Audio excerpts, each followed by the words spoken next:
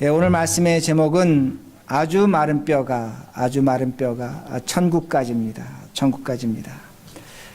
오늘 본문의 배경은 에스겔이 바벨론에서 예언하는 겁니다. 많은 성경은 유다 땅이나 이스라엘에서 예언하는 거지만 오늘 이 에스겔서는 에스겔이 자신의 백성이 포로로 살아가는 바벨론 땅, 이방 땅에 가서 예언을 하는 것이 됩니다.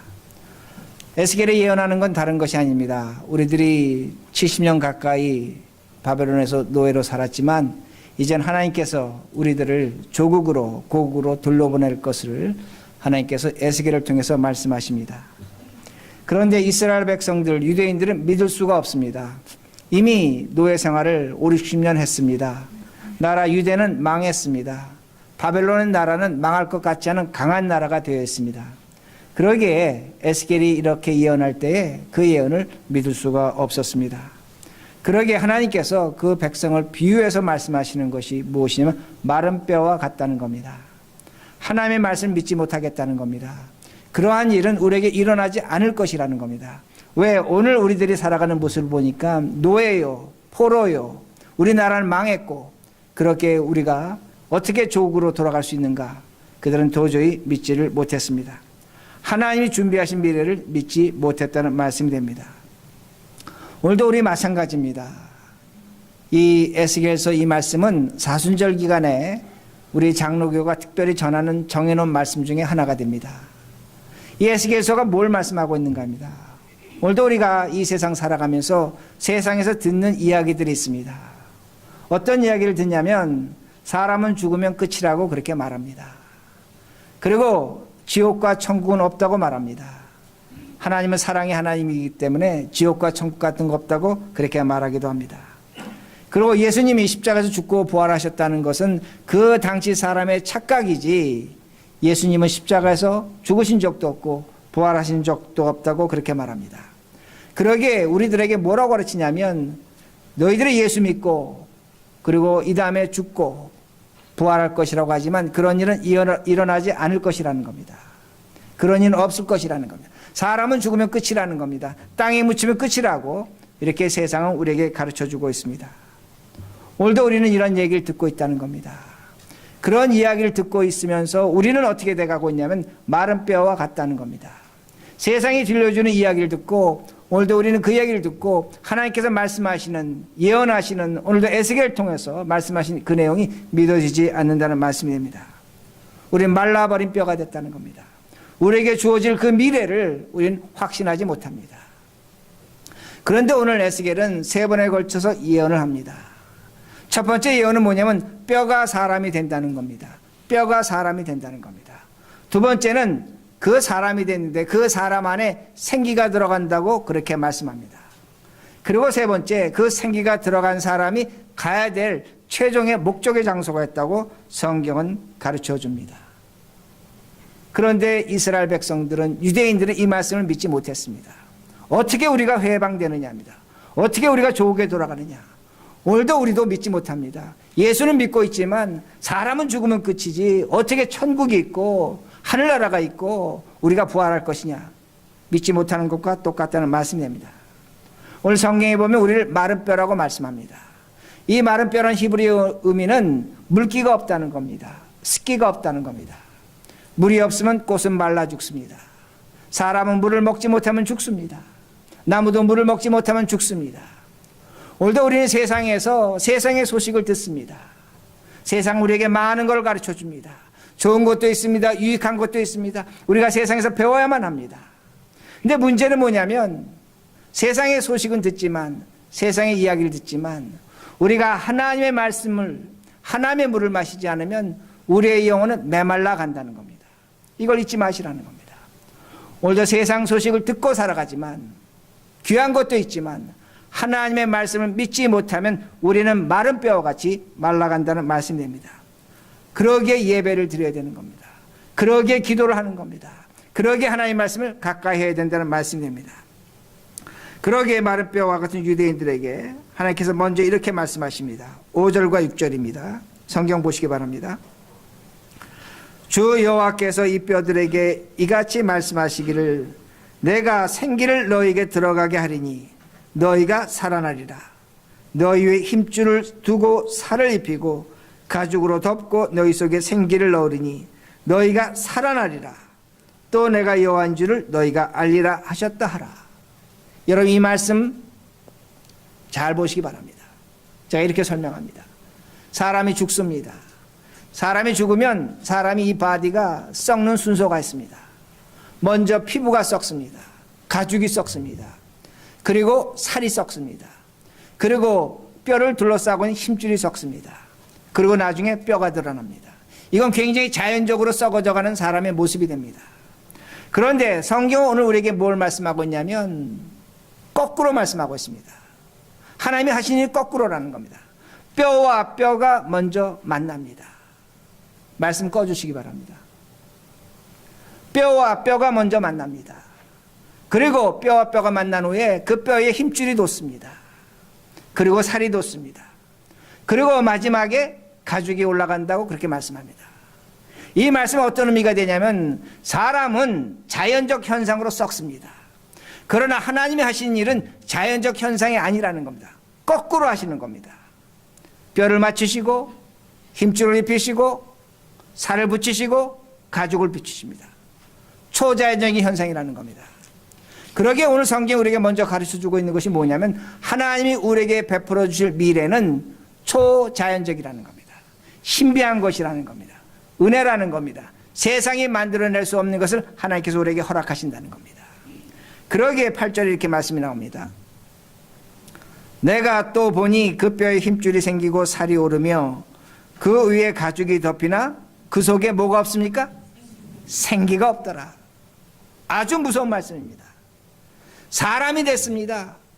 사람이 됐는데 생기가 없다고 그렇게 말씀합니다. 제가 오늘 철학자의 얘기를 하겠습니다. 그 철학자는 만물에 생기가 있다고 말합니다. 들어둘 만한 얘기입니다. 밖에 나가면 꽃과 풀이 있습니다. 그 꽃과 풀은 생기가 있어서 성장한다는 겁니다. 생식한다는 겁니다. 분명히 맞습니다. 밖에 나가면 짐승들이 있습니다. 짐승들은 식물이 갖고 있는 생기를 갖고 있습니다. 그리고 좀 더 많은 생기를 갖고 있습니다. 이동하는 생기를 갖고 있습니다. 본능적인 생기를 갖고 있습니다. 감각적인 생기를 갖고 있다고 그렇게 말합니다. 그리고 사람도 생기를 갖고 있다는 겁니다. 사람의 생기는 식물의 생기와 동물의 생기를 합한 것입니다. 그리고 사람은 선과 악을 구분한 이성을 갖고 있다고 그렇게 말합니다. 그러기에 그 철학자는 뭐라고 얘기하냐면 사람은 영적 존재라고 그렇게 말합니다. 그러나 성경은 사람을 영적 존재로, 그런 존재로 표현하지 않습니다. 히브리어로 보면 우리의 육체를 바사르라는 단어를 씁니다. 바사르가 우리의 몸입니다. 근데 놀라운 것은 이 단어를 어디에다 똑같이 쓰냐면 짐승과 똑같이 씁니다.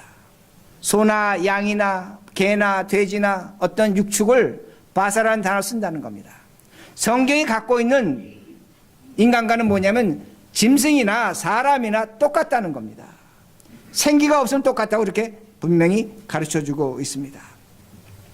제가 다시 철학자 얘기합니다. 철학자 중에 우리가 잘 아는 디오게네스가 있습니다.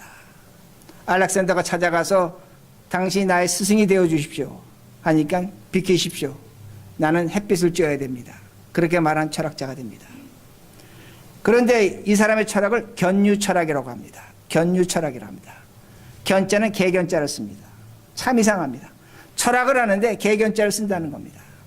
그가 하는 말은 이겁니다. 디오게네스는 뭐라고 얘기하냐면 인간의 최대의 행복은 인간이 하고 싶은 걸 하는 것이라는 거예요. 먹고 싶은 걸 먹는 것이라는 거예요. 가고 싶은 걸 가는 것이, 그것이 인간의 최대 행복이라고 그렇게 말합니다. 자신의 욕망을 충족시키고 사는 때에 인간은 최대한도로 행복할 수 있다고 그렇게 말합니다. 철학적인 표현이지만 들어둘 만합니다. 그런데 그가 사족을 붙입니다. 뭐라고 사족을 붙이냐면 인간은 짐승보다 못하다는 겁니다. 이게 그의 철학입니다. 어떤 젊은이가 디오게네스에게 찾아와서 이렇게 물었습니다. 선생님, 이 세상에 어떤 것에게 물리면 가장 아픕니까? 이 젊은이가 묻는 것은 어떤 짐승에게 물리면 가장 아픈가 합니다. 사자에게 물리면 아픕니까? 개에게 물리면 아픕니까? 늑대에게 물리면 아픕니까? 그렇게 질문했습니다. 디오게네스가 이렇게 대답을 합니다. 밀고자의 이빨이 가장 치명적이고 아첨꾼의 이빨이 가장 무섭다고 말합니다. 디오게네스는 뭐라고 얘기하냐면 짐승에게 물리는 것이 아픈 것이 아니라 사람에게 물리는 것이 가장 아프다고 그렇게 말합니다. 제가 개를 별로 좋아하지 않습니다. 어렸을 때 개에게 한번 물린 경험이 있기 때문입니다. 다 나았습니다. 근데 어떤 사람은 누군가의 말에 마음이 물렸습니다. 그 마음 물린 것 같고 평생을 고통스럽게 살아갑니다. 어떤 사람은 누군가의 그 말 몇 마디에 인생이 물려버렸습니다. 찢겼습니다. 그러기에 심지어는 목숨을 버린 사람도 있습니다. 사람은 짐승보다 더 심하게 물어뜯습니다. 말로 물어뜯는다는 겁니다. 그러기에 디오게네스는 짐승보다 못하다는 겁니다. 여러분 동물의 세계를 보시기 바랍니다. 사자는 배가 부르면 옆에 약한 짐승이 와도 잡아먹지 않습니다. 자신의 욕구와 만족이 충족되면 짐승은 다른 짐승을 해하지 않습니다. 그러나 사람은 자신의 욕구와 모든 것이 만족됐다고 할지라도 자신의 눈에 보이는 대로 느끼는 대로 그대로 물어뜯습니다. 이게 사람이라는 겁니다. 그러기에 사람은 철학적으로 보면 짐승보다 못합니다. 제가 여러분에게 이렇게 말씀드리는 걸 이해하셔야 됩니다. 이게 인간이라는 겁니다. 그러기에 히브리 성경은 바사라는 단어 쓸 때 사람만 그렇게 쓰는 것이 아니라 짐승도 똑같이 그렇게 쓴다는 말씀입니다. 이것이 사람입니다. 그런데 창세기 2장 7절에 보면 하나님께서 이렇게 말씀하십니다.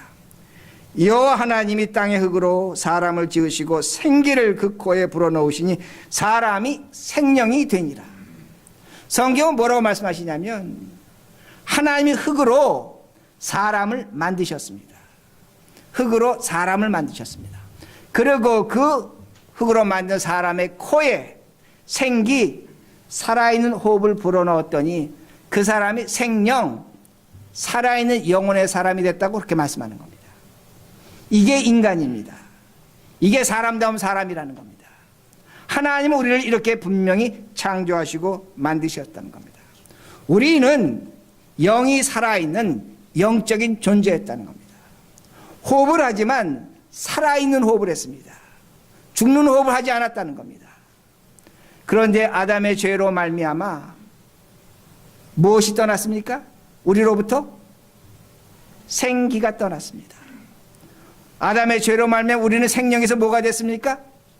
사람이 됐다는 겁니다. 사람이 됐다는 겁니다. 그러기에 우리를 아담이라고 합니다. 아담아라고 합니다. 그리고 하나님께서 우리에게 말씀하셨습니다. 너는 죽을 것이다. 그 죄로 우리는 죽는다는 말씀입니다. 이게 우리라는 겁니다. 그런데 한 가지 이상한 것이 있습니다. 우리가 집에서 개를 키웁니다. 개를 키우지만 개는 죽음을 생각하지 않습니다. 우리는 죽음을 생각합니다. 참 이상합니다. 우리는 어떻게 보면 짐승보다 못한데 죽음을 생각한다는 겁니다. 개는 짐승은 죽음을 생각하지 않는다는 겁니다. 왜 그런가입니다. 성경 우리에게 뭐라고 가르쳐 주냐면 우리가 과거에 살아있는 호흡을 했다는 겁니다. 생명의 존재였다는 겁니다. 생기, 살아있는 호흡을 한 사람이었다는 겁니다. 그것을 우리가 갖고 있다는 말씀이 됩니다. 그것이 이렇게 회복됩니다. 9절입니다. 9절. 또 내게 이르시되 인자야 너는 생기를 향하여 대언하라.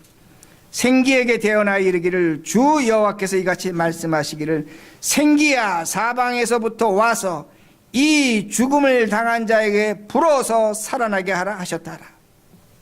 얼마나 놀라운 말씀입니까? 사람인데 하나님은 뭐라고 말씀하시냐면 사망당한 자라는 겁니다. 죽은 자라고 그렇게 말씀하십니다. 뼈가 있습니다. 힘줄이 있습니다. 살이 올랐습니다. 가죽이 있었습니다. 하나님 뭐라고 말씀하시냐면 죽은 자라는 겁니다. 죽은 자라는 겁니다.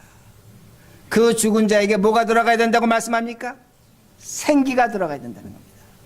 그래야만 사는 사람이 된다고 그렇게 말씀합니다. 살아있는 영적인 존재가 된다는 겁니다. 우리가 그런 사람이 되어야 된다는 겁니다. 그러기에 제가 이 설교 강단에서 수없이 말씀드리는 한 구절이 있습니다. 로마서 8장 10절입니다. 이렇게 말씀합니다. 또 그리스도께서 너희 안에 계시면 몸은 죄로 인하여 죽은 것이나 영은 의를 인하여 산 것이라. 성경은 뭐라고 말씀하냐면 예수 그리스도가 십자가에 죽고 부활하심으로 말미암아 우리의 영혼이 살았다고 말씀합니다. 아멘. 여러분의 영혼은 살아있는 영혼입니다. 그러기에 여러분은 생기로 호흡하고 있습니다. 목사님 무슨 말씀하십니까? 나는 죽을 겁니다. 우리 남편 예수 믿다 죽었습니다. 생기 호흡하면 죽어야 되지 않겠습니까? 근데 죽었습니다. 그러기에 믿지 못하겠습니다. 성경 말씀 다시 보시기 바랍니다. 예수 그리스도로 말미암아 몸은 죽을 것이지만 너의 영혼은 살아있다고 말씀합니다. 우리는 죽을 것입니다. 성경 분명히 가르쳐줍니다. 몸은 죽지만 착각하지 말라는 겁니다. 우리들이 지금 호흡하는 것은 사람의 호흡이 아닙니다. 죽는 호흡이 아닙니다. 그리스도로 말미암아 영혼이 살아있기에 생기 살아있는 호흡을 한다고 분명히 말씀합니다. 여러분은 사망 권세에서 벗어났습니다. 여러분의 사랑하는 사람이 예수 믿다 죽었습니까? 죽었다고 생각하십니까? 세상은 죽었기에 땅에 묻었다고 얘기하고 썩었다고 말씀합니다. 하나님은 그렇게 보지 않는 겁니다. 살았을 때 생명의 호흡을 했기에 죽지 않는 자라고 분명히 말씀하십니다. 이게 우리라는 겁니다. 이게 여러분입니다. 그러기에 우리가 예배를 드리는 겁니다. 그러기에 우리가 그리스도의 말씀에 따라 거룩하게 변화하며 살아가려는 목적과 이유를 갖는다는 말씀입니다. 그러기에 세 번째, 다시 한번 하나님의 말씀이 이렇게 임합니다. 12절 그러므로 너는 대언하여 그들에게 이르기를 주 여호와께서 이같이 말씀하시기를 내 백성들아 내가 너희 무덤을 열고 너희로 거기에서 나오게 하고 이스라엘 땅으로 들어가게 하리라. 이 말씀 뭡니까? 유대인들에게 이렇게 들리는 겁니다. 하나님께서 너희 바벨론 사는 땅은 죽음의 땅이라는 겁니다. 무덤의 땅이라는 겁니다. 내가 너희들 그 무덤에 끌어내서 너희들 바벨론 포로 해방시켜서 유대 땅으로 끌고 가겠다고 그렇게 말씀하십니다. 오늘은 우리에게 이렇게 말씀하시는 겁니다. 너희들을 분명히 들으라는 겁니다. 너희들을 내가 죽음의 문에서 꺼내겠다는 겁니다. 무덤에서 꺼내겠다는 겁니다. 그리고 너희들을 천국 하늘나라로 내가 옮겨주겠다고 그렇게 말씀하십니다. 이게 하나님의 약속입니다. 이게 우리에게 주신 은혜입니다. 구원입니다. 복음입니다. 제가 이렇게 설명합니다. 무슨 소리 났습니까? 무슨 소리 났습니까? 제가 쳐서 소리가 났습니다. 그렇죠? 제가 이걸 치지 않으면 소리 나지 않습니다. 세상은 원인과 결과의 법칙입니다. 이 세상 모든 것은 원인과 결과의 법칙입니다. 제가 이걸 떨어뜨리면 떨어집니다. 이건 스스로 떨어질 일이 없습니다. 이 세상 모든 것은 원인과 결과의 법칙입니다. 사람들이 죽음이 두렵다고 합니다. 왜 죽음이 두려울까요? 죽음이 무서운 것이기 때문에 두려운 겁니다. 우리가 무엇인가 두려워한다는 것은 그 원인이 있기 때문입니다. 그러기에 두려워한다는 그 말씀입니다. 우리가 천국과 지옥을 생각합니다. 천국과 지옥을 생각한다는 것은 천국과 지옥이 있기 때문에 생각하는 겁니다. 근데 제가 이렇게 말씀드리면 사람들이 이렇게 얘기합니다. 어떤 사람들은 천국과 지옥은 신화고 옛날 얘기고 지어낸 얘기고 실제로 있지 아니하다고 그렇게 말합니다. 저는 그분에게 이렇게 질문합니다. 그러면 당신이 죽을 때에 천국과 지옥이 지어낸 얘기고 옛날 얘기라면 죽음을 편히 맞이할 수 있겠는가 합니다. 무슨 말씀이 이해가 되십니까? 당신이 죽음이 후에 천국과 지옥이 없다면 그럼 당신 죽을 때 옛날 얘기로 듣고 신화로 듣고 편안하게 아무 생각 없이 죽을 수 있는가? 저는 많은 죽음을 경험했습니다. 그럴 사람 단 하나도 없습니다. 단 하나도 없습니다. 제가 읽은 글입니다. 김수환 추기경이 돌아가시 직전에 있던 일이 됩니다. 그 김수환 추기경을 돌보던 신부에게 그 아픈 추기경이 이렇게 질문합니다. 자네 요새 고독한가? 그랬더니 그 추기경을 돌보는 신부가 예, 고독합니다. 매우 쓸쓸합니다. 자신이 고독하게 산다고 말합니다. 근데 주경이 이렇게 얘기하더라고 합니다. 내가 86년을 살았고 이제 죽음을 앞뒀는데 절대적 고독을 느낀다고 그렇게 말합니다. 절대적 고독이라는 단어를 썼습니다. 그러면서 주경이 이렇게 얘기합니다. 많은 사람들이 나를 사랑하지만 내가 그 사람들로부터 멀어지는 것을 느낀다고 말합니다. 그리고 하나님이 나를 사랑하는 것 같지만, 하나님이 계시는 것 같지만 하나님으로부터 내가 멀어지는 것 같다고 그렇게 얘기합니다. 그러면서 뭐라고 표현하냐면, 내가 마치 저 우주의 깜깜한 곳에, 아무것도 없는 곳에 홀로 나 혼자 남아있는 절대적 고독과 외로움을 느낀다고 그렇게 말합니다. 죽음을 앞두니까 그 세계가 보이는 겁니다. 근데 그 다음에 중요한 말을 합니다. 김수환 주경이 뭐라고 얘기하냐면, 아무것도 남지 않냐고, 아무것도 없는 것 같고 절대적인 고독이 있고 절대적인 외로움이 있는데 하나님이 나를 사랑하시는 것을 알게 하시려고 하나님이 나타나시는 것 같다는 겁니다. 이 말씀이 이해가 되십니까? 아무것도 없습니다. 깜깜한 밤에 자기 혼자 있는 것 같습니다. 그런데 하나님이 계신다는 겁니다. 이걸 이야기하고 있습니다. 하나님이 자신을 더 사랑하게 하시려고 절대적인 외로움과 고독을 주고 있다고 그렇게 말하는 겁니다. 이게 하나님이십니다. 오늘도 우리가 죽음의 자리에 서면 누가 우리를 붙들어 줄 수 있습니까? 내 자식이 붙들어 줄 수 있습니까? 내 돈이 붙들어 줄 수 있습니까? 내 건강이 붙들어 줄 수 있습니까? 아무것도 없습니다. 그러나 그 자리에 가장 크게 넓게 나타나는 것은 하나님 한 분이라는 겁니다. 이 하나님이 우리의 죽음의 자리에서 동반자가 되십니다. 인도자가 되십니다. 그리고 14절 보시기 바랍니다. 내가 또 내 영을 너희 속에 두어 너희가 살아나게 하고 내가 또 너희를 너희 고국 땅에 두리니 나 여호와가 이 일을 말하고 이룬 줄을 너희가 알리라. 여호와의 말씀이니라. 너희가 살아나게 하고, 누가 살아나게 하십니까? 하나님이 우리를 살아나게 하신다는 겁니다. 내가 너희를 고국 땅에 두고, 누가 우리를 하늘나라 두게 하십니까? 하나님이 우리를 천국으로 옮겨 놓겠다고 말씀하시는 겁니다. 이것이 우리라는 겁니다. 여러분입니다. 우리 자신입니다. 그러기에 우리가 사순절을 지키는 겁니다. 제가 좀 전에 말씀드린 것처럼 아담이 죄로 말미암아 생기의 호흡을 하지 못합니다. 죽음의 호흡을 했습니다. 하나님이 가장 안타까워하셨기에 하나님이 이 호흡을 바꿔놓기를 원하셨습니다. 그러기에 누가 바꿀 수 있습니까? 하나님만이 바꿀 수 있습니다. 그러기에 하나님이 사람이 되시어 이 땅에 오신 예수 그리스도입니다. 그 예수 그리스도가 십자가에서 죽고 부활하심으로 말미암아 우리의 죄를 용서하셨고, 그의 부활로 말미암아 우리가 부활할 것을 분명히 보여주셨습니다. 그리고 성령 하나님께서 우리를 찾아오셨습니다. 성령 하나님께서 오늘도 우리와 함께 하십니다. 제가 여러분에게 이렇게 질문합니다. 스스로 답하셔야 됩니다. 우리가 이 다음에 하늘나라 법정에 갔습니다. 하늘나라 법정에서 우리가 죄인이 되겠습니까? 의인이 되겠습니까?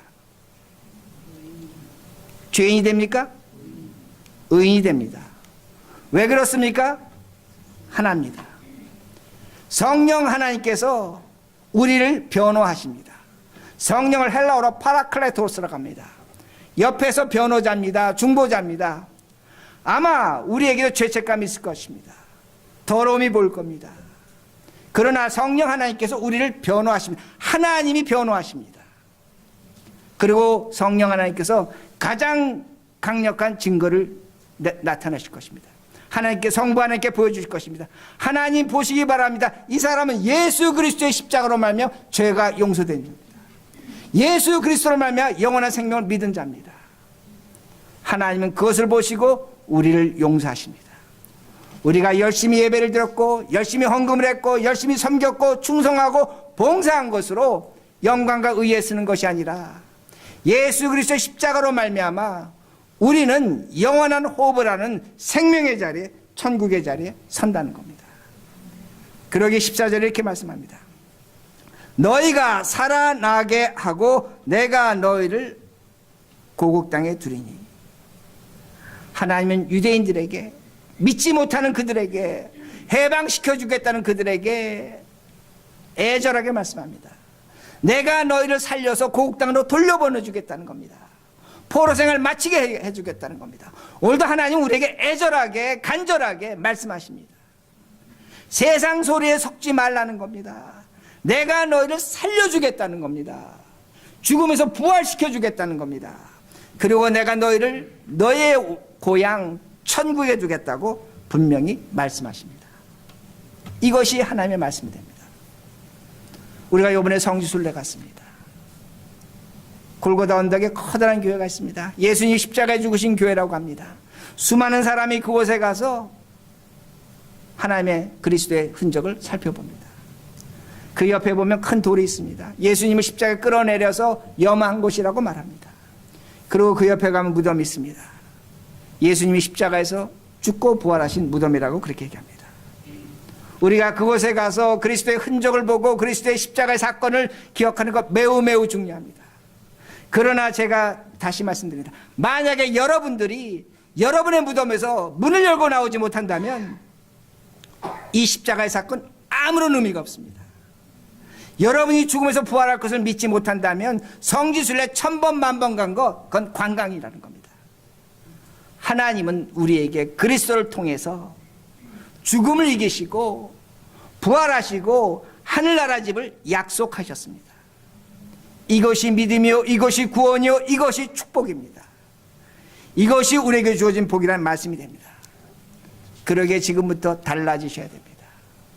비록 우리가 마른 뼈와 같이 세상의 소식을 듣고 때로는 의심하고 때로는 그것 때문에 절망하고 때로는 믿을 수 없는 것 같더라도 그리스도로 말미암아 성령 하나님으로 말미암아 성부 하나님으로 말미암아 우리의 주어질 영원한 생명과 천국의 집을 확신하시고 감사하시고 사시는 이 사순절이 되기를 간절히 바랍니다. 기도하시겠습니다.